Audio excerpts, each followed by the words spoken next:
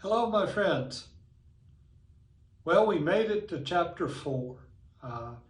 Chapter 4, I think, is there again a very good chapter and a very good book. And I really want to encourage you to go through the book. Audio, read it, somehow find a way to make the time in your life to digest it. I think it would be so helpful for you. But I really enjoyed chapter 4. And the title of chapter 4 is The Art of Reframing. A lot of times in life, we cannot choose what comes our way a lot of times. But the way we handle what comes our way will have a huge impact on where we go in life.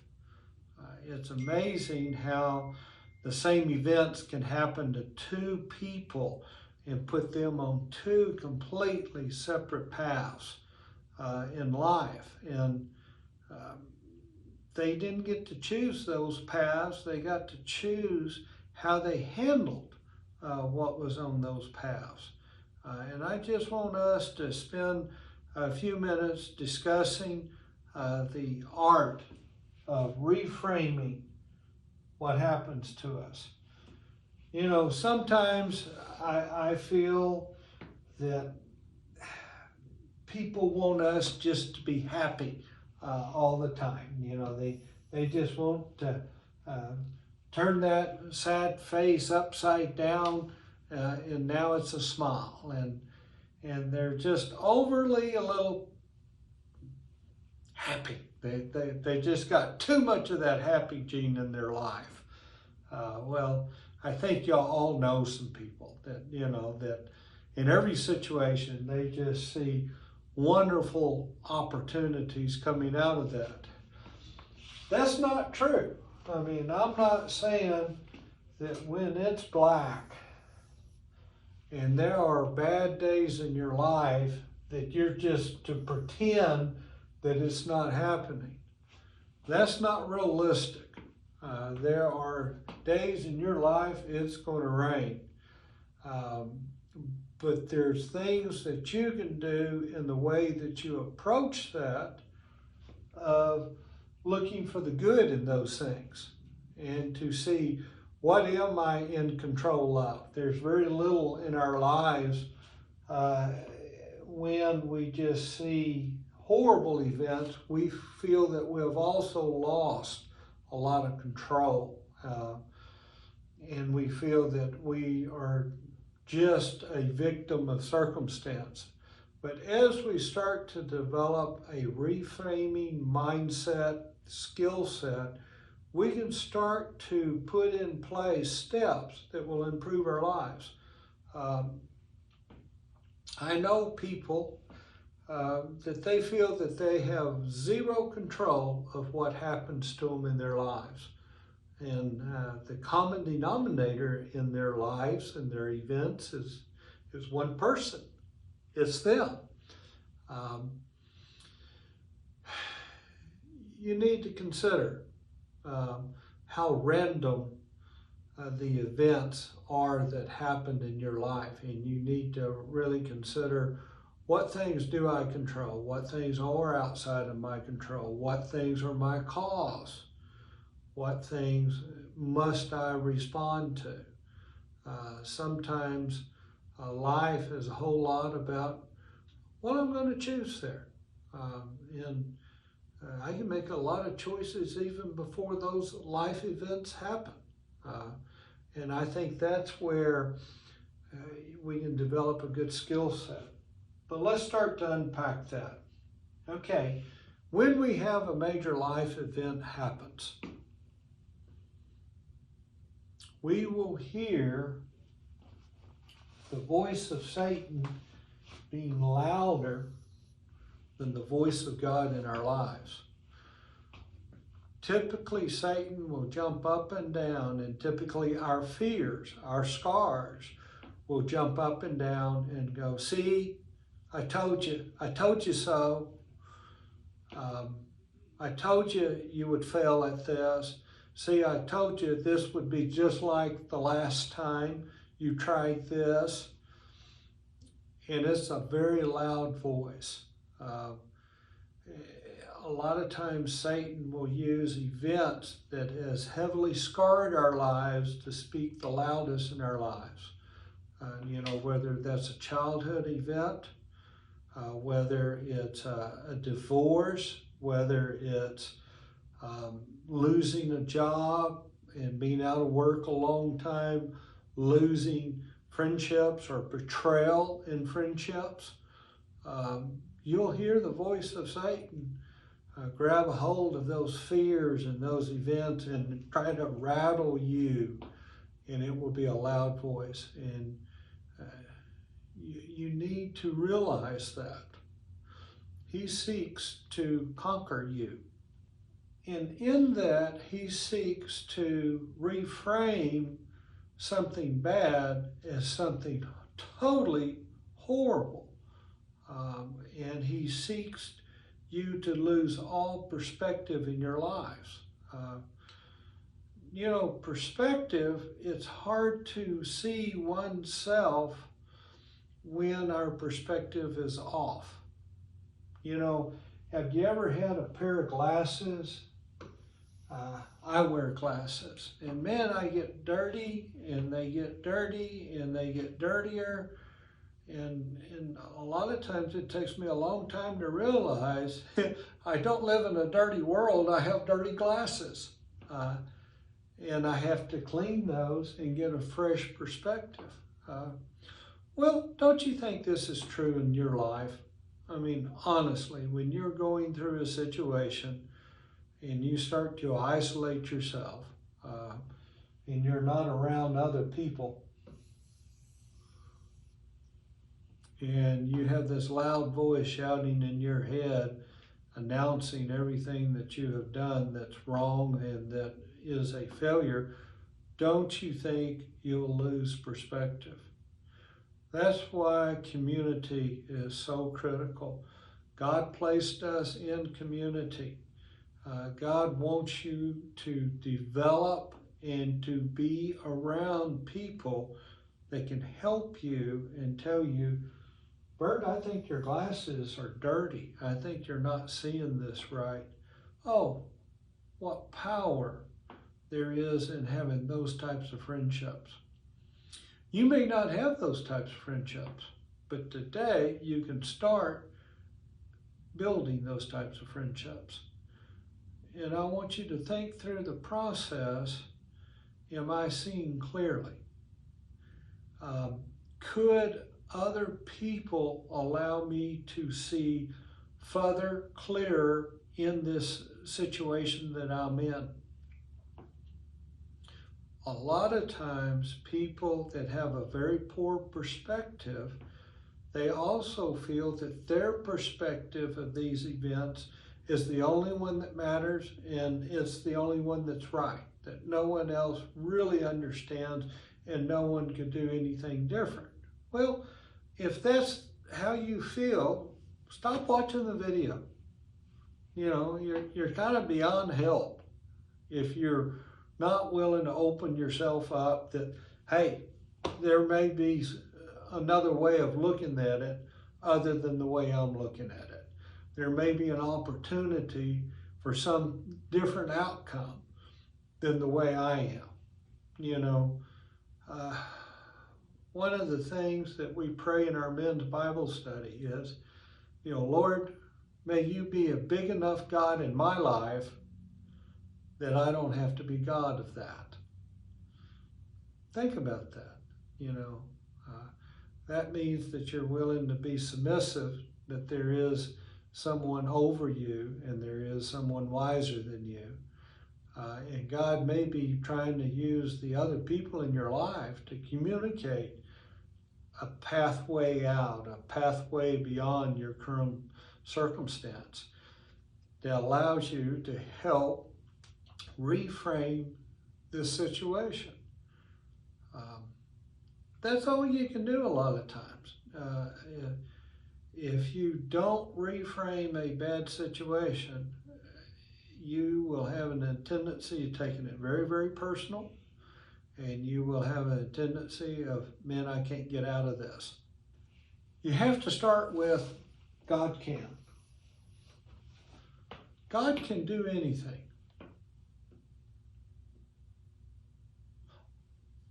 Anything. I mean, you've got to have the faith that God can do anything. Now, I don't know if he will do that in your life or not, but I know that he can do that in your life. And you have to humble yourself, and you have to come under the presence of a power greater than you, and you have to realize God can do anything. In my life, I don't like this, but Creator of heaven and earth in my life moves more as a snail pace. God doesn't move quick. God is methodical. He is interested about long-term success, not quick fixes. He does move, and a lot of times we don't see him moving. It is one of those sayings, most people overestimate what can be accomplished in a year, but they grossly underestimate what can be done in 5 years.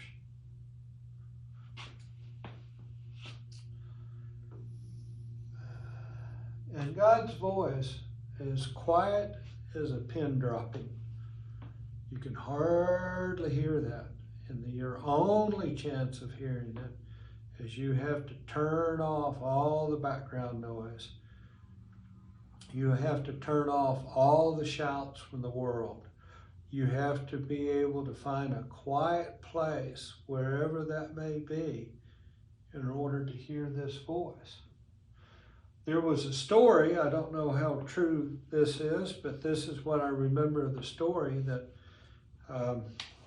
the pastor, Billy Graham, mom had a bunch of kids, and Billy Graham was just one of the many people in their home with all of his brothers and sisters. And the mom would have her quiet time with the Lord, and she would have a house full of kids, and the way that they knew to leave her alone when she was having her quiet time, she would take her apron and she would flip that thing over her head. And when people saw that, they knew to leave Mama alone. But that's how she was able to find the ability of hearing the pin drop. I encourage you to find a way of flipping the outfit and finding a quiet time with God. Persistence over a long, steady path is typically how God works. You know, God may give you an impossible dream, but if you will apply that and push on that and use the resources he provides, you'll end up getting a man on the moon. Think about that. Someone was given that dream, and someone was given the ability of coming up with that. And it took a teamwork of many, many people pushing on this to become a reality. It was many years in creating the rocket that would take man to the moon. It took a lot of other people.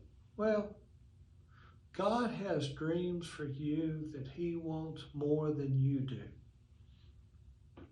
God has dreams that he is glorified in your life, and he has redeemed your life, and he can be counted on as being the solid rock and foundation of your life. And he's in it for the long haul. But I encourage you to reframe those dreams that he gives you into actual action plans. You know, sometimes we just go from where I'm starting, I can't get to there from here. Well, you know, that's probably true, because you don't have to get from there to here. You have to get to the next step. Then the next step. Then the next step to get there. Just like in our lives. And you have to be willing to accept the resource that God has given you to work with. You may go, we don't have the funds to build a rocket, so I'm not going to start to take the second step. Well, that's not where the funds show up. They show up way down here. If God has given you a dream, embrace that dream and start to take whatever step He puts in front of you to take. You never know where it leads. A lot of people will never take that step because they'll go, you can't get to there from here. And they refuse to start the journey. Trust God. Trust God to provide the resources in your life. Reframe where you're at, even though it may seem impossible to you today. Do you think that's how they felt when they were at this step? When the rocket was already built, when the rocket was already tested, when the rocket was already had some success? No, they certainly have confidence. We can do this. Well, don't expect to have this type of confidence here. Just have the obedience to take the next step. 2 questions. What skills have you developed in your life to be able to reframe experiences in your life? I mean, do you actually have a plan in your life? Do you actually feel like that you have a good emergency plan if the waves of life would hit you today? Do you actually have the friendships? Do you actually have the discipline in your life to persevere and to reframe and to find God's purpose in those things? Life is difficult here on earth. I think sometimes people embrace Christianity because they think it will put them in a holy spiritual bubble and the events of life won't happen. I don't know about that, but my testimony is I have never found the bubble. Number 2, when in your life have you reframed your perspective? You know, sometimes we have a good plan. We can say the right things. We can go, this is what a person should do. And we don't mind telling other people, this is what you should do. But can I look at my life and point to events and times where I can say, yep, I did that. Or, no, I did not do that, and I should have. Have a good day, my friends. Feel free to send this to anyone that you think it may have a positive impact. I would love to hear your answers and your comments on these short little segments, as well as what you're getting out of the book and how it's affecting your life. As always, our goal is for you to be a mighty warrior and seize the opportunity of the great outcome of killing the lions in your lives. Have a good day.